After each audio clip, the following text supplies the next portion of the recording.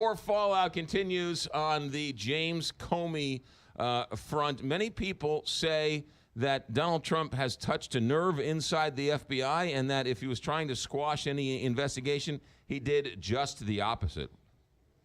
I think that is accurate because everything on the surface, and we talked about this briefly yesterday, is that it has to be about the Russian investigation. You're not going to fire him over Hillary Clinton's emails. I mean, it's just silly even to think that.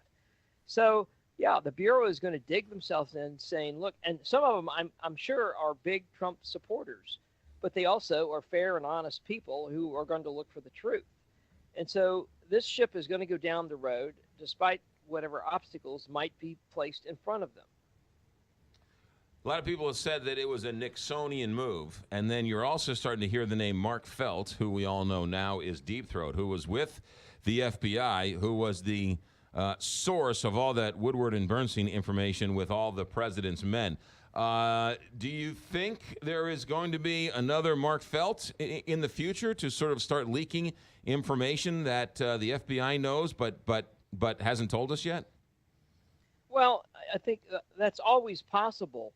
This is really going to be driven by what's the next move by the president to try to affect the outcome in some way or slow down the outcome of this investigation. And if he takes another step, Nixon kept taking steps, removing Archibald Cox. It goes on and on and on. The things that he tried to stymie that just literally snowballed. So we'll see. Well, let's just see what the next move might be. But I wouldn't rule that out. We're starting to hear also the other reason why Donald Trump did this. And seems to be, according to reports, that he was upset with Comey because Comey wouldn't tip him off as to what his testimony was going to be in front of the committee, and that James Comey wouldn't, quote-unquote, play ball with the White House, which is a feather in the cap of James Comey. But the president really can't expect anything other than, independence from the FBI, which gets so many people upset about this. Right. And in particular, as I mentioned a minute ago, McGraw, independence based on Comey's track record. Remember that situation in 2003 inside Attorney General Ashcroft's hospital room where Gonzalez and others and Andrew Card were trying to force him to basically reauthorize these use of harsh interrogation techniques, etc. And Comey stepped in and said, we're not going to do this. He was the deputy attorney general at that point. So he's a guy that's, you like him, not like him. He's fair, he's honest, and he tends to always seek whatever the truth might be. Brad, as a former FBI man, you're in a unique position to sort of today because no one trusts the media. No one trusts the White House.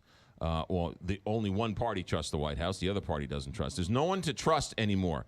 And now the FBI is thrown into this, and the FBI, all they want to be known for is the one person you can trust. So they're now called into question.